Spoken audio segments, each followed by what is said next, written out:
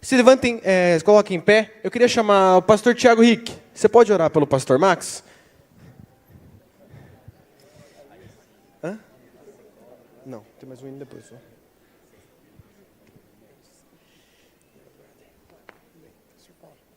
Oremos. Pai, em nome de Jesus, nós entregamos, Senhor, a vida do pregador, Senhor, pastor Max Douglas, em Tuas mãos, Senhor, que o Senhor o direcione, meu Deus, em nome de Jesus, a cada palavra, Senhor, cada oração, Senhor, que será feita, Senhor, por ele, em nome de Jesus, e que ele esteja, Senhor, no centro da Tua vontade, Pai, pois nós estamos aqui, Senhor, para ouvir a Tua voz. Usa o Teu servo, uma vez mais, em nome de Jesus. Amém.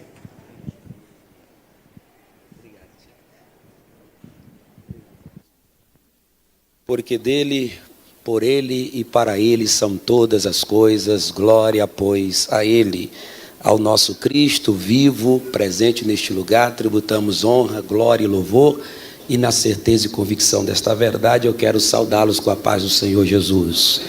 Podem sentar, por gentileza, grato pela receptividade de sempre, e pelo carinho e a oportunidade de estarmos aqui. Queridos, eu quero ser breve na minha participação, eu sei. Já fazem este mês, eu vou completar 24 anos servindo ao Senhor, oriundo, nascido na Assembleia de Deus, e a gente sabe que em festividades uma das preocupações é com a demanda do tempo, as programações, que, diga-se de passagem, estão muito bonitas, muito pertinentes ao momento.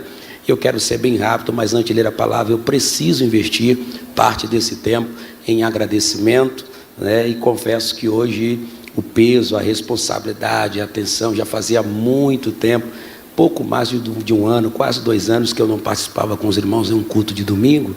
Então eu ainda sou aquele pregador que, quando chego em lugares relevantes, oportunidades tão relevantes como essa, a mão ainda soa bastante, treme, a gente volta no passado, lembra da nossa história e fica grato a Deus, porque de fato não merecemos estar aqui, mas já que o Senhor assim quis, nós queremos louvá-lo. E eu quero agradecer a Deus, primeiramente pela vida do nosso amado pastor Paulo Freire, que desde que eu cheguei de Brasília, me acolheu aqui, tem sido bênção para a minha vida. Pastor Paulo, muito obrigado.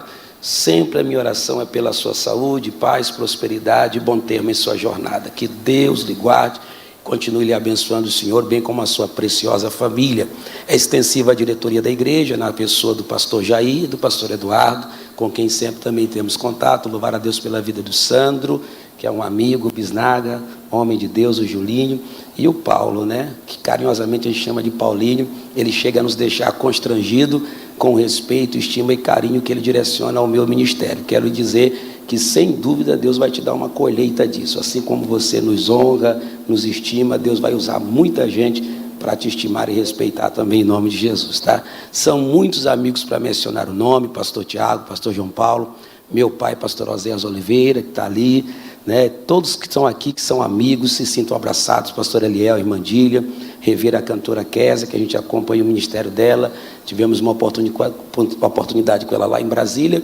E também quero louvar a Deus pela vida da minha esposa, a irmã Carla, que está ali intercedendo, orando. Eu te amo, você sabe disso, e juntos nós temos vencido os embates. Meus amados, antes de ler a palavra, permita-me uma explicação introdutória sobre a mensagem que vou deixar convosco.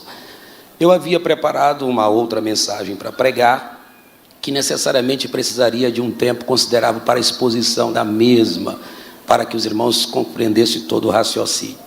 Mas a gente está aqui orando, buscando a Deus, e eu quero continuar aí nessa pegada, nessa mesma linha de raciocínio que o Paulinho esteve aqui testemunhando, um testemunho tão forte, impactante. A gente se sente dentro do testemunho, porque eu também tive uma experiência semelhante, e eu tenho certeza do Deus que visitou ele, o Deus de toda a consolação, ele continua visitando as nossas vidas. Portanto, abra sua Bíblia em Gênesis, capítulo de número 21, vamos ler os versículos 15 e 16, enquanto você procura. Grupo Céu, eu sou muito grato a Deus pela vida de vocês, por vocês sempre estar lembrando de nós, porque o Sandro disse que pergunta aqui, ó, quem vocês querem para vir dar um grito aqui, um bem barulhento?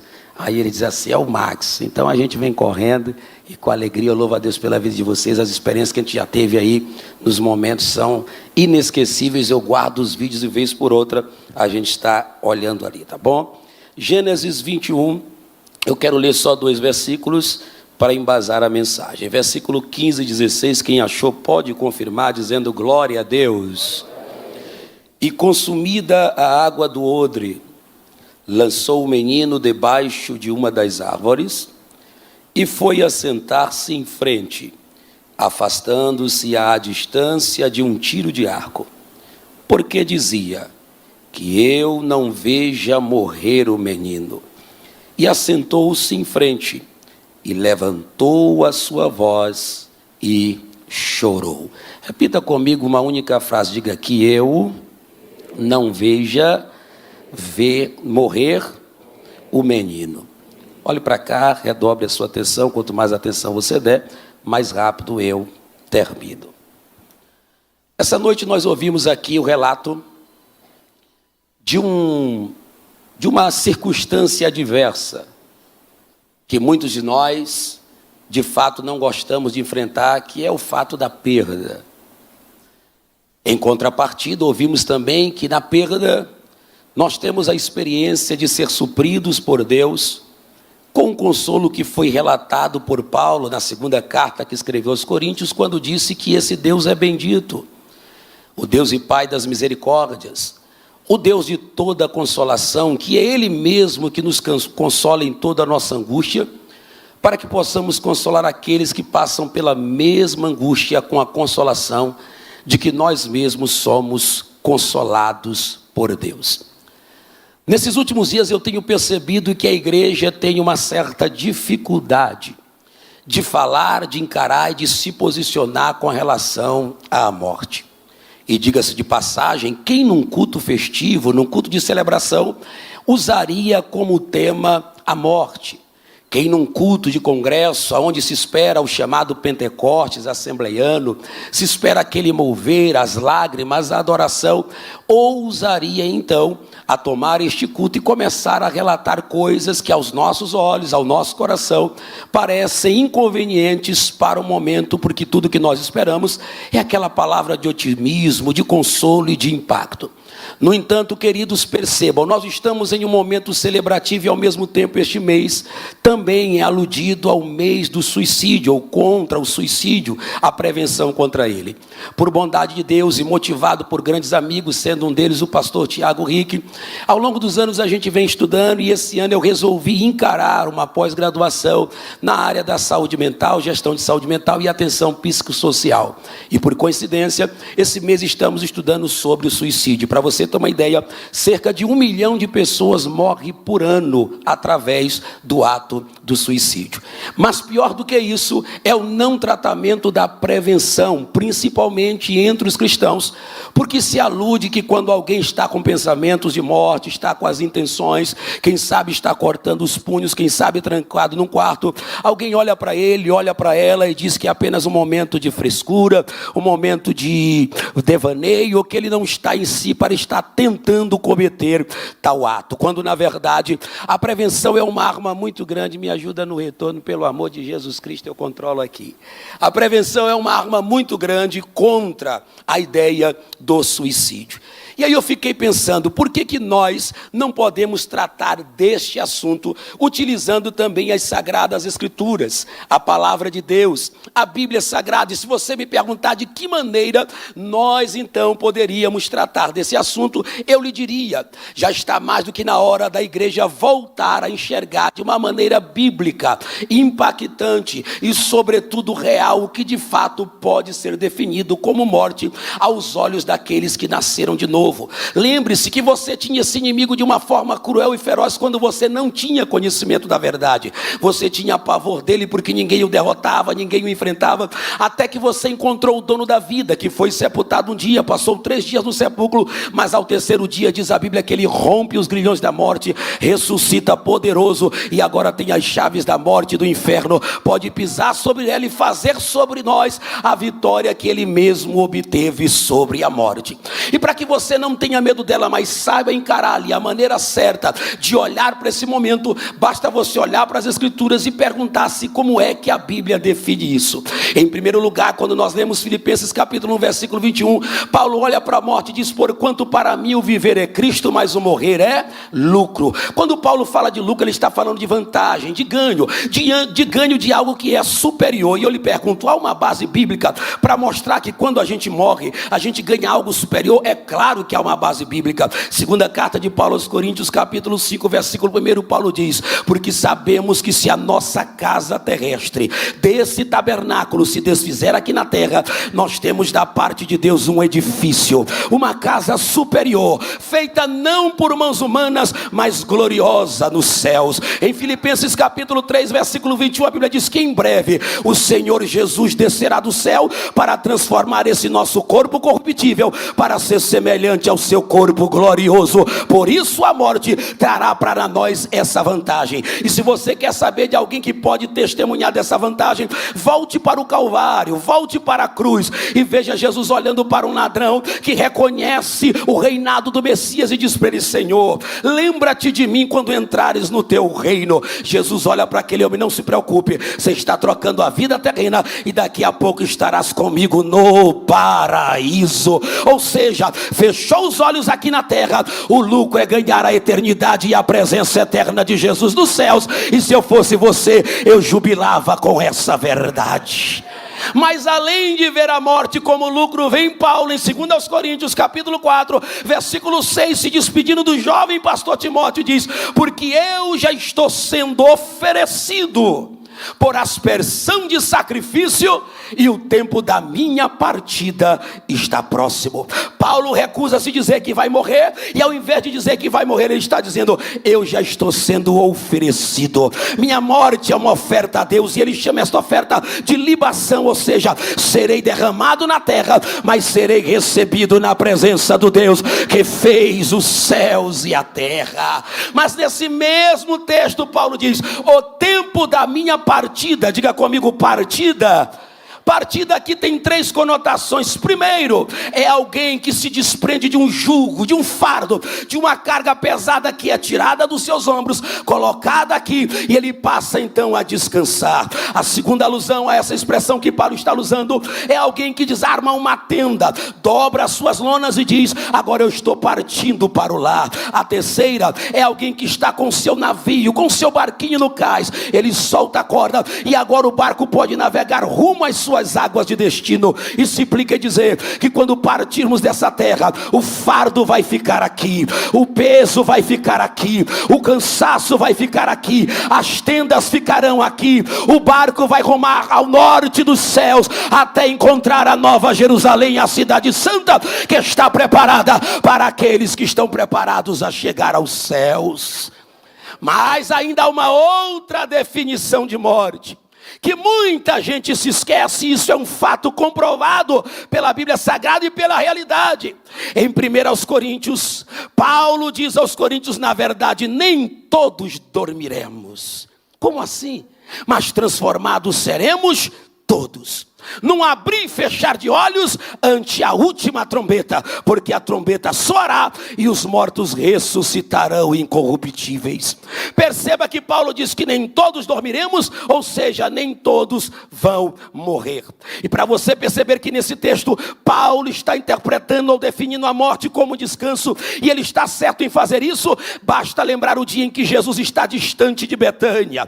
Os mensageiros estão indo ao encontro dele, chegam nervosos, preocupados, quem sabe suados, dizendo: Jesus, mestre, aquele a quem tu amas está muito enfermo. E agora quando os mensageiros partem, Jesus disse: Lázaro, nosso amigo, dorme, mas eu vou para despertá-lo. Perceba que quando Jesus diz isso, os discípulos olham para Jesus e dizem: bem, se dorme, está tranquilo.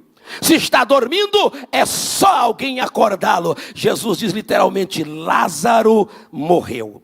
E eu folgo diante de Deus porque vocês não estão lá, mas vocês verão o que haverá de ser feito. O interessante é que antes dos mensageiros partir, Jesus disse: essa enfermidade não é para a morte, mas é para a glória de Deus. Imagine comigo aqueles homens caminhando em direção à aldeia de Betânia. Não se sabe se Lázaro morreu quando eles saíram de lá ou quando eles estavam partindo, mas eles têm uma mensagem alegre no coração dizendo: nossa, Jesus acabou de dizer que Lázaro não vai morrer, não é para a morte, Lázaro vai viver. E quando eles olham de frente com a aldeia, eles estão vendo os choros, as músicas das carpideiras naquele tempo. E agora como é que faz para entregar uma mensagem que diz que não haveria morte numa casa onde há luto? Como faz para entregar o recado de alguém que é o dono da vida? Porque Jesus disse algo que eles não entenderam. Jesus disse: essa enfermidade não é para a morte. Jesus não disse que Lázaro não ia morrer. Jesus está dizendo: haverá sim a morte, mas ela não vai dominar, porque a glória de Deus estará acima daquilo que a morte intenta fazer. E Lázaro de fato foi ressuscitado. A morte também é definida como descanso. É por isso que Apocalipse diz que bem-aventurado é os mortos que desde agora dormem no Senhor, porque descansam de suas obras e os seus trabalhos o acompanham. Em 1 Tessalonicenses capítulo 4, versículo de número 16, Paulo chega em Tessalônica e os crentes estão chorando por causa da partida de muitos crentes. É quando Paulo diz: meus irmãos, não sejais ignorantes com respeito àqueles que dormem. Veja que o termo morte não é usado, porque se nós cremos que Jesus morreu e ressuscitou, assim também Deus trará em sua companhia aqueles que já dormem. Porquanto mesmo o Senhor, dada a sua palavra de ordem, ressoada a trombeta de Deus, descerá dos céus com alarido e grande glória. Os que morreram em Cristo ressuscitarão primeiro, depois nós os vivos seremos arrebatados para o encontro do Senhor nos ares. Você percebeu as definições que a Bíblia traz sobre morte? Agora permita-me lhe dizer duas coisas interessantes até chegar o texto que eu li. A primeira coisa, irmãos, é que nesse momento em que nós vivemos, é preciso entender que a Bíblia cumpre-se cabalmente em Eclesiastes capítulo 3, quando ela diz que há tempo determinado para todas as coisas. Há um tempo de nascer, mas também há um tempo de morrer. E o mesmo sabe em Eclesiastes, no capítulo de número 7, no versículo 17, ele diz: não seja demasiadamente ímpio e jamais seja louco, porque morrerias tu antes do tempo. É uma pergunta, e essa pergunta ecoa nos nossos dias da seguinte maneira: por que nós temos na igreja crentes, servos de Deus, tantos irmãos com pensamentos opressores de morte, achando que vão morrer daqui a pouco, antecipando a sua partida, trazendo aflição no peito, angústia no coração, como se estivesse chegando a sua hora? Deixa eu dizer uma coisa que é crença minha, ninguém aqui é obrigado a acreditar, mas eu vou embasar o que vou dizer aqui na palavra de Deus. Eu não creio, eu não acredito e me recuso a acreditar na morte, na partida de um crente em circunstâncias opressoras, angustiantes, de opressão. Alguém que está perturbado, e eu falo de um crente que está na presença de Deus em comunhão. E aí você me pergunta: por que o senhor não crê, pastor Max? Vou lhe explicar. Porque um dia os pais do menino Jesus levaram ele ao templo para ser apresentado. Naquele mesmo contexto havia um ancião chamado Simeão. A Bíblia diz que a consolação de Israel estava sobre ele, e o Espírito Santo tinha se revelado a ele que ele não passaria pela morte sem antes ver o Cristo, o Filho do Deus vivo. Quando Simeão chega no templo, olha que coisa profunda para você adorar a Deus. Ele toma o menino nos braços, ele olha para o céu e diz: agora sim, Senhor, agora sim, podes despedir em paz. Porque Simão levantou a mão, eu vou repetir: eu posso partir agora em paz, em paz, em paz. Por quê? Porque os meus olhos já viram a tua salvação, ou seja, a tua promessa acaba de se cumprir. Sabe o que aquele homem está dizendo? Eu posso partir agora, porque partirei com a paz plena que vem daquele que é o dono da vida e que sabe a hora. Então deixa eu te dizer uma coisa: essa angústia dizendo para você que você vai morrer, que a sua vida vai acabar, eu tenho uma notícia dos céus: desta forma não, chegará a hora de partir, mas quando chegar em adoração, louvor, em paz e alegria diante da presença de Deus. Um outro texto que me ajuda a pensar assim é Paulo, quando chega em Mileto. E quando ele chega, aliás, quando ele chega em Cesareia, na casa de Filipe, e quando ele está lá, diz que Filipe tinha 4 filhas que eram profetisas, até que se aproxima um profeta por nome Ágabo. Quando Ágabo chega naquela casa, o Espírito de Deus o toma, ele pega o cinto de Paulo, amarra suas mãos e pés e diz assim: assim farão em Jerusalém a este homem, que é dono deste cinto. O prenderão e o entregarão às autoridades. Quando ele termina a profecia, a Bíblia diz que os irmãos que estavam naquela reunião estão em prantos. Eles estão chorando e começam a dizer para Paulo: Paulo, não desce para Jerusalém. Paulo, não vai para lá. Eles vão te prender, vão te matar. Paulo dá um grito: parem! Por que vocês estão me constrangendo? Por que estão chorando desse jeito? Eu quero dizer-lhes: eu estou pronto, aleluia. Eu estou pronto, glória a Deus. Pronto para quê, Paulo? Não só para ser preso, mas até para morrer pelo nome de Jesus. Se me for necessário, eu estou tranquilo. Escute, quem tem ouvidos, ouça o que o Espírito diz à igreja. Satanás está usando de uma estratégia opressora para tentar invadir as nossas mentes com pensamentos contraditórios à Bíblia. Mas você chegou aqui essa noite para ouvir uma verdade. A tua alma tem um espírito de paz, a tua alma tem um espírito de graça, que te ensina a descansar nos braços daquele que tem todos os dias da sua vida nas mãos dele. E agora eu me volto ao texto lido nesta noite. História de adolescente que me traz impacto todas as vezes que eu penso nela. Para quem não sabe da história, permita-me uma síntese, um resumo, para que você entenda o contexto. Quem está no cenário aqui é Agar, serva de Sara, ou Sarai, como queira, e também Ismael, filho de Abraão, em um ato de antecipação e desobediência. Isaac é nascido. Ismael tem aproximadamente os seus 16 anos de idade. E com 16 anos de idade, ele vai contemplar a alegria que Isaac traz para casa quando nasce. E agora ele vai se sentindo descartado, colocado de lado. 3 anos se passam até o desmame. E como se não bastasse, Ismael, incomodado com o nascimento de Isaac, começa a caçoar, a zombar dele. E Sara dá uma ordem a Abraão: coloca o filho desta escrava para fora, porque ele não vai reinar com Isaac, meu filho. A Bíblia diz que essa palavra pareceu muito pesada a Abraão.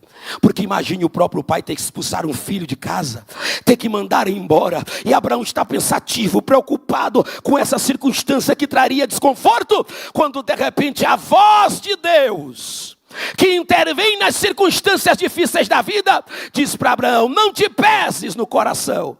Despede a mulher, despede o seu filho, porque dele eu também farei uma grande nação e o abençoarei. A Bíblia diz que ele pega um odre de água, um pouco de pão, coloca sobre os ombros de Agar e despede o casal, mãe e filho, que vão errantes para o deserto. A mente de Ismael não é revelada, o coração de Ismael não é revelado, mas o da mãe sim. Porque quando ela olha para a água e não tem mais, olha para a comida e não tem mais, no meio de um deserto, diz a Bíblia Sagrada, que ela pega o filho, vai à distância de um tiro de arco de flecha, 150 metros aproximadamente, coloca ele debaixo de um zimbro, e vem agora Agar, dando marcha ré, para se sentar em frente ao filho e dizer: eu não quero ver morrer o menino. Agar está determinando a morte. Agar está dizendo: não tem mais escapatória para ele. De repente Agar levanta a sua voz e os gritos são tremendos. Ela chora a morte antecipada do filho.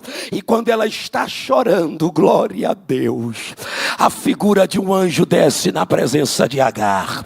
Quando aquele anjo desce, pouca gente para prestar atenção na mensagem, pouca gente para ver os detalhes. Olha o que o anjo diz: Agar, não temas, o menino não vai morrer.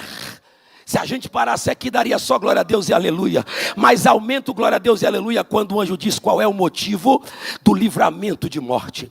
O anjo diz: porque Deus ouviu a voz do rapaz. Aleluia. Eu vou repetir mais uma vez, porque eu sei que você entendeu, mas isso merecia você adorar com mais intensidade. Deus não ouviu o choro de Agar, Deus não ouviu a aflição de Agar, Deus não ouviu o desespero de Agar. Deus ouviu a oração de um jovem, a oração de um adolescente, a oração de um rapaz. Escute Escute o que eu vou lhe dizer aqui essa noite, em tom profundamente profético e com responsabilidade. Tem horas que o problema do teu casamento é resolvido pela oração de um deles.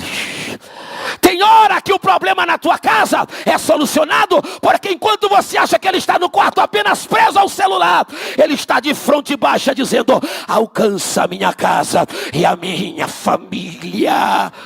Sabe, irmãos, permita-me dizer que nós julgamos muito a forma de oração das pessoas. Para nós, orações ouvidas e respondidas são verbalizadas com uma voz grossa, entoadas com palavras bonitas. Não há revelação da oração de Ismael, mas permita-me parafrasear.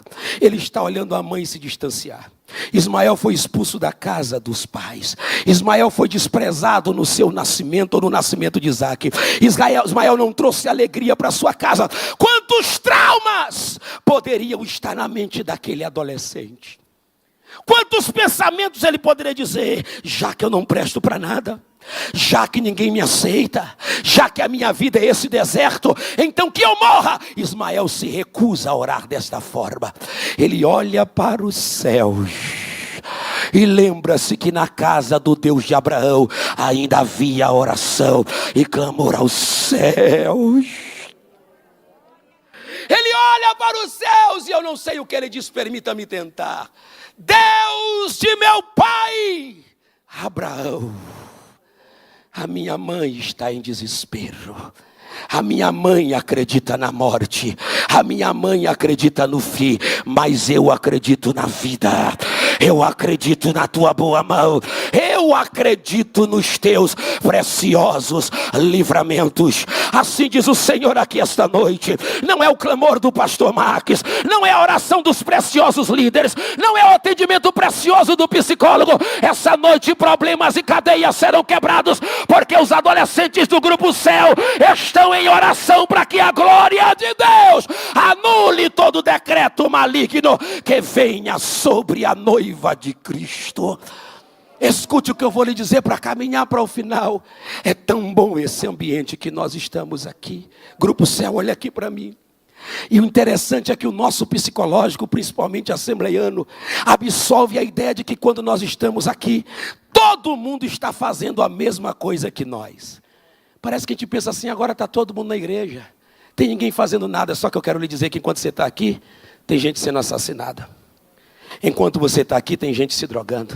Enquanto você está aqui, vamos para a temática proposta, tem gente pensando em colocar uma corda no pescoço, cortar os punhos, se jogar de cima de uma ponte, jogar-se na frente de um carro. Mas enquanto nós estamos aqui, o que fazemos aqui pode alcançar todos estes. Aonde só uns 10 acreditarem, eu vou te dar mais uma oportunidade. Deixa eu ver se o Grupo Céu acreditou. Enquanto estamos aqui, a oração que fizermos aqui pode alcançar dezenas, centenas, milhares, e não haverá morte esta noite. Escute o que eu vou dizer, anote num papel, embora vá ficar gravado. O que acontecerá aqui nos próximos minutos são mensagens que chegarão a alguns, são notícias que virão a outros, que enquanto você estava aqui, a morte foi aniquilada pelo poder da oração e pelo poder da palavra de Deus. Eu não vim pregar para te causar admiração. Eu não vim pregar para dizer que fui bem. Eu vim pregar para dizer que Deus ainda tem a sua mão estendida sobre aqueles que acreditam que não é o fim e que hoje pode haver livramentos. Deixa eu ver quem acredita. Deixa eu ver quem acredita. Por gentileza, essa mesma mão que você levantou, coloque no coração, por gentileza. Oramai, choreva, sui que lamagai. Temando e a série a sorregabagai. Eu quero começar esta noite por aqueles que estão aqui nessa casa. Estão bem vestidos. Você até veio sorrindo, mas ainda hoje você olhou para a corda. Ainda hoje você olhou para os medicamentos.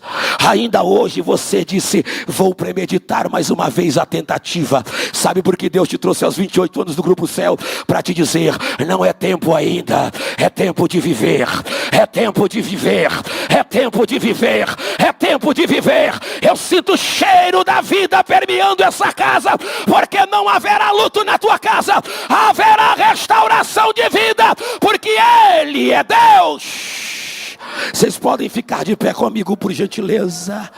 Oramai chorecandarras. Eu queria que você pegasse na mão de alguém. Eu estou encerrando. E eu vou pedir que você feche os olhos. Não é formalismo. É só para não constranger o que vai acontecer aqui agora. Todos aqueles irmãos e irmãs, homens e mulheres, jovens e adolescentes, que têm enfrentado uma batalha ferrenha contra o desejo de morrer, que tem sido oprimido em seus corações e estão nesse culto esta noite, saia do seu lugar agora e venha aqui à frente deste púlpito que está cheio da graça e da presença de Deus, receber a reconstrução da sua alma, a restauração do seu espírito, porque a morte não vai aniquilar a tua casa, não vai aniquilar a tua família. Tem Ismael na casa para orar essa noite, tem Ismael na casa para orar essa noite, e haverá livramento. Eu estou aguardando você. Mesmo você que está de olhos abertos me vendo, eu não estou fazendo este convite em vão, irmãos.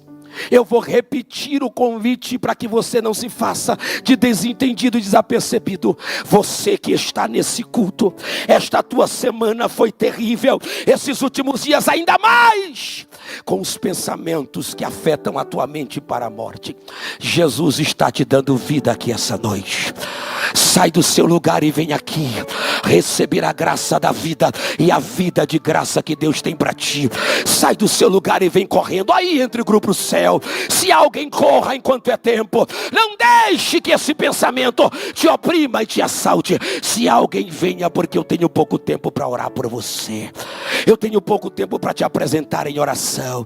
Se não há ninguém, glória a Deus, eu tenho certeza que há, e talvez haja um constrangimento em vir. Só que eu vou lhe dizer uma coisa: não se trata de constrangimento, se trata de livramento, meu querido. Se trata de livramento, minha querida. O Espírito de Deus te trará para que você receba esse livramento. O Espírito de Deus te moverá para que você receba essa graça. Eu vou fazer o convite pela última vez.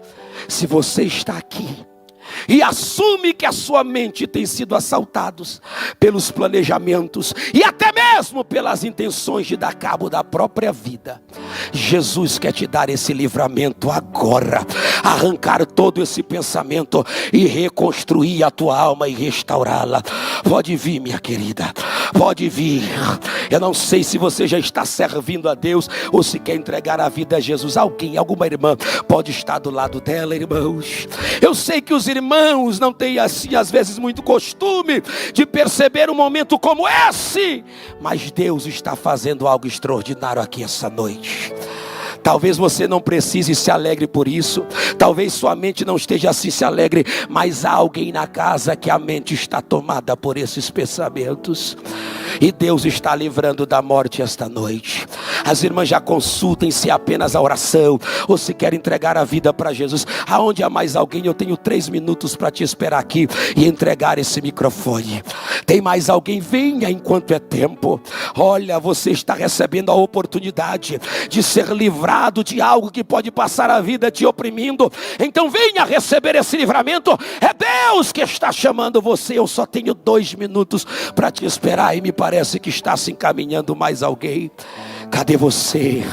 O Grupo Céu quer orar pela sua vida, quer apresentar você para você não morrer, para você não perder a vida. Está vindo mais alguém, glória a Deus, e vem chorando. Glória a Deus, glória a Deus. Está vindo mais alguém, glória a Deus. Irmão, eu sei do que estou aqui para fazer essa noite, eu sei da guerra que será, eu sei que hoje na igreja os crentes estão precisando, mas ficam ali empinados dizendo que não precisam. Mas o Deus de Israel está nessa casa e Ele haverá de fazer maravilhas. Eu estou esperando você. Eu estou esperando você.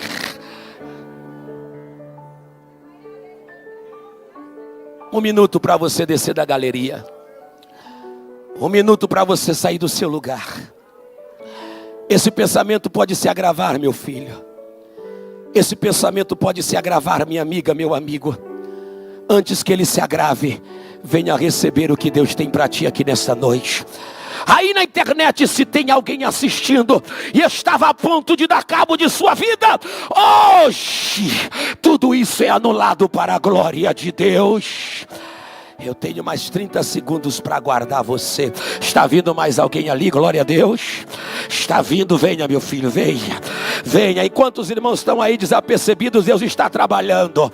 Eu gostaria que você que não precisa, que não tem nada para colocar diante de Deus, começasse a orar para que Deus fizesse a obra que Ele tem aqui. Está vindo mais?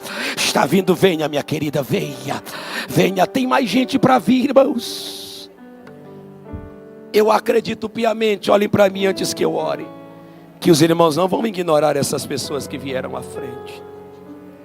Você acha que é fácil confessar diante das pessoas que nós estamos com um pensamento dessa natureza?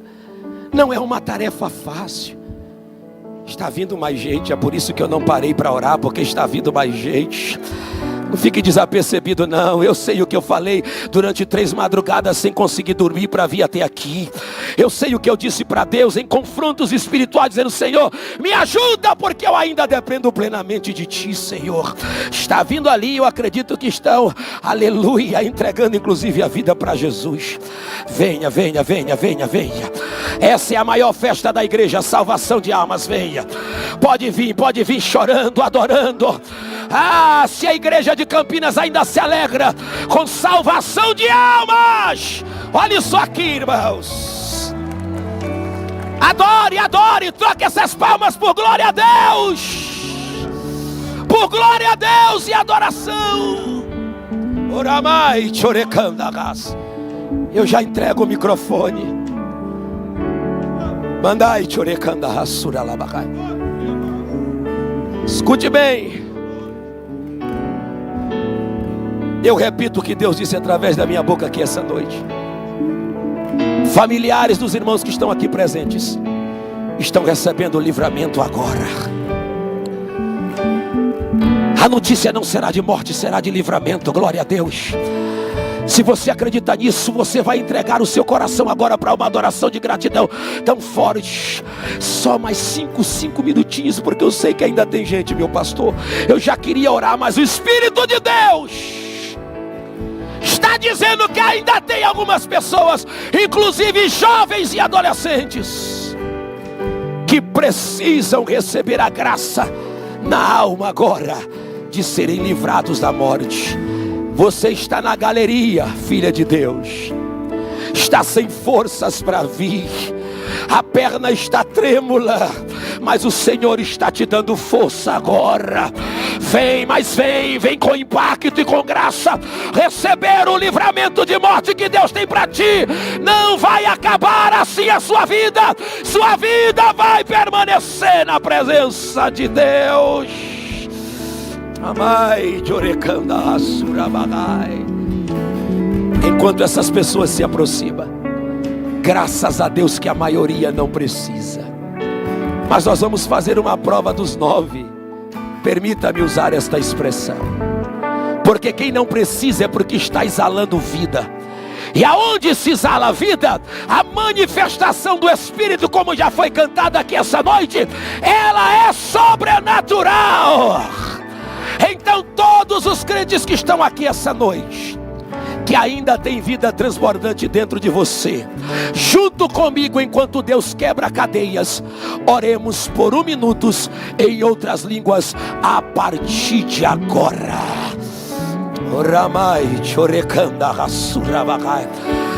Eu estou ouvindo línguas estranhas à minha esquerda, eu estou ouvindo línguas estranhas à minha direita. Aí no grupo céu, os adolescentes batizados adorando em línguas estranhas.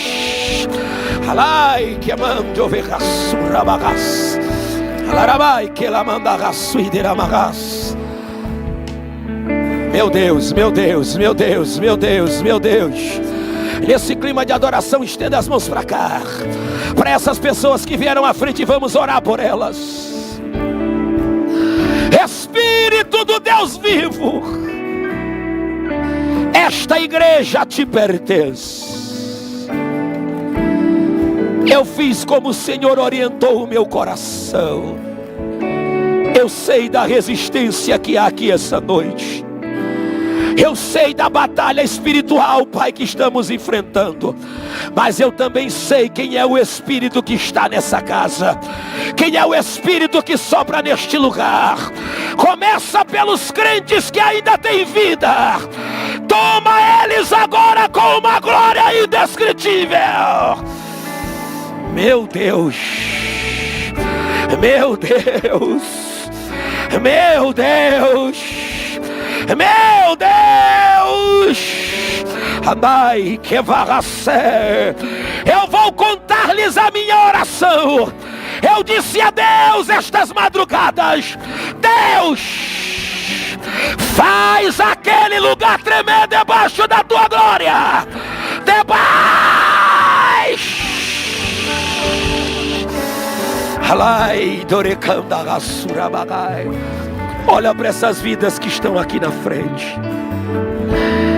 O diabo estava mentindo para elas e para eles, que deveriam tirar as suas vidas, que deveriam encerrar a sua trajetória. Mas o Espírito do Senhor está agora reconstruindo a alma, reconstruindo o coração, reconstruindo a mente. Arranca o pensamento suicida, o pensamento de angústia, e traz a tua paz esta noite. Traz a tua graça esta noite. Ó Deus, e aonde houver algum servo teu, alguma filha tua, alguma serva do Senhor, seja aqui, seja pela internet, que quer receber um pouco mais dessa graça, derrama sobre ele e sobre ela agora. Derrama sobre ele e sobre ela agora a abundante graça de Deus. Quem quiser, receba essa graça da parte de Deus.